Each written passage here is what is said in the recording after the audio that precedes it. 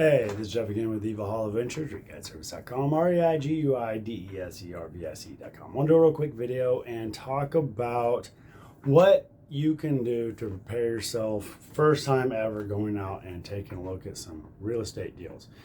It doesn't matter if you're looking at a single family home, you're looking at a multifamily project, you're looking at a triplex, you're looking at a duplex, you're looking at an RV park, you're looking at apartment complex, retail, you're looking at office space. Doesn't matter what it is that you're looking at.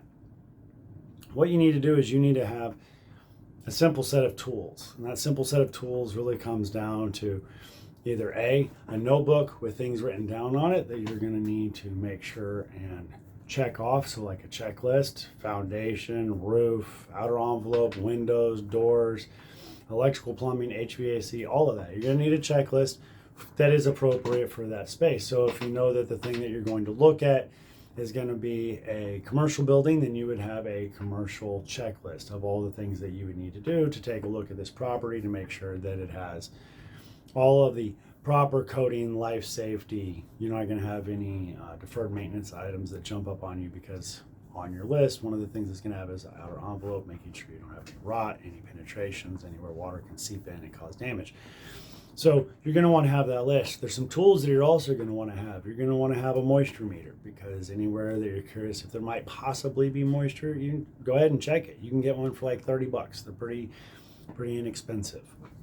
I also like to have a laser tape. I like having an old-fashioned tape measure, and they're nice if you're going to be, precise with your measurements down to, 1/8 inch, 1/16 of an inch. That's great. But if you're just trying to make sure that the building that you're looking at is properly documented and that the rooms and total square footages are what they are supposed to be, it's not a bad idea to have a laser tape to be able to go into each room and document the square footage of each room that you're in. And it just a rough estimate. That's why I say a laser tape. If it's 14.5 foot by 20 foot, cool, put that down. You don't need to put down anyway. If you can, a FLIR is always nice. They're very expensive. Halfway decent one's $500. Pretty expensive thing to have to spend money on. But they do reveal a lot. They'll show you where you have air gaps, air penetrations, that sort of thing, where you could really get a lot of benefit by being able to take a look behind the walls and kind of see where it is that's going on, see how the windows are working, especially if you're going to have a property where you're going to be paying the bills in that property, be it a all bills paid facility, or maybe you have something that's a office space or a retail space in which there's common areas. That kind of thing is important to be able to find those air gaps, leaks. Electricity is expensive, don't want to waste it. And of course, the other thing is you want to have something where you're not only checking these items off, but also having some sort of camera, preferably digital. Phones work just fine. A little flashlight to illuminate the area. I like flashlights too, because it literally illuminates the area. So if you need to take a picture from a little bit of a distance, I have a nice flashlight that you can condense the beam into a pointing device, which makes it really easy for me to be able to come back later and know exactly what it is that I was taking that picture of. So if you can have these items with you, they're very inexpensive. I mean, most people already have a camera on their phones. Digital tape measures, less than $50 for a really good one. Moisture meters, around $50 for a pretty decent one. And these things will be able to give you the tools and the knowledge and the resources. You can just throw them right in your bag, and then if you happen upon a house when you're out driving for dollars and you can take a look at it, you can pull these tools out. Wouldn't be a bad idea to also have a outlet checker.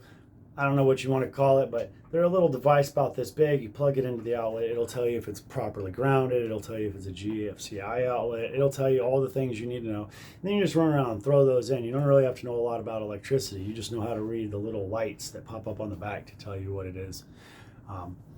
So if you know the outlet's working, that's something you could do without knowing how to really use electrical testing devices. That's one of the few that I would say are pretty decent, pretty hard for you to F up on that. But having these things, and really the thing that's the most important out of all those tools is the list, which I do have one for free available on my website. You can go download it for residential, commercial, multifamily, RV parks. They're a little bit different in variations, and they're not going to be perfect. You're going to have to curtail them to you, because obviously if you have a 100-unit apartment complex, that's 100 doors. you're going to have to take that one door on the sheet and replicate it over and over and over again 100 times. Now, obviously, that sounds crazy. Some people aren't going to want to go through all 100 doors, and that's great. If you just got tons of money to throw at projects and you don't really care about the ROI, then by all means, look at one unit and just make the assumption that most of them are like that and duplicate the process over and over again with a copy-paste type method. I personally don't do things that way. I want to look at all of the units. I want to dictate or take dictation and write down every single solitary thing that could possibly need to be done to each and every single solitary unit. I'll put it out on a spreadsheet, whatever I need to do. But hey, I'm a little bit OCD when it comes to information and knowledge and making sure that I have everything right in front of me. So having that spreadsheet, having a couple of little tools, and I'd say out of all of the tools, your phone is really going to be, with your camera, is really going to be the most important, because that will give you the opportunity. Most phones now, even when you take a picture, you can put a note on the photo. So I even like to go that far as when I'm taking the pictures, I like to put notes in and on the digital information part of each photo. That way I can go back and look and see what I was thinking at that time.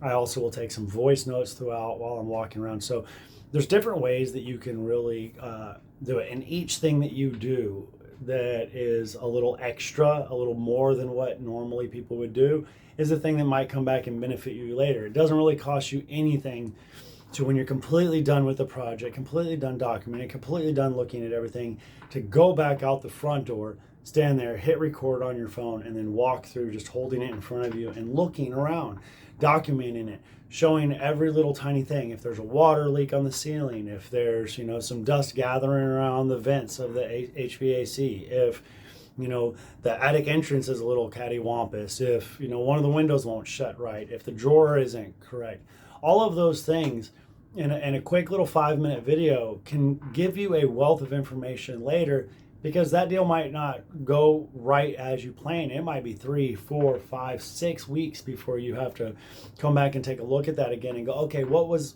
all involved in that project? What was all going on with that project?